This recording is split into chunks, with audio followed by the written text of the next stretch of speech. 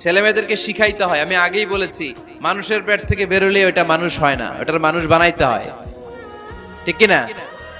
এজন্য কোনটা সত্য কোনটা মিথ্যা এটা শিখাবেন, কোনটা হালাল কোনটা হারাম এটা শিখাবেন।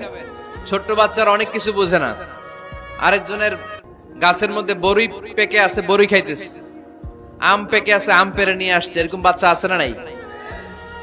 আপনি কালো কালির কলম কিনে দিছেন, ক্লাসে যেয়ে দেখে তার বন্ধুর সবুজ কালির কলম আস্তে করে ব্যাগে বেরে নিয়ে আসছে, রাবার নিয়ে আসছে, আনে না? শিখাবেন যে আব্বু আম্মু তুমি যেটা করছো এটা চুরি বলে, এটার কি বলে?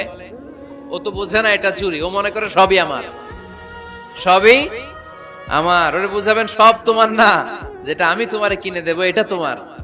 আর আরেকজনের ব্যাগ থেকে না বললে নিয়ে আসলে এটার কি বলে? কথা বলেন না কেন? চুরি।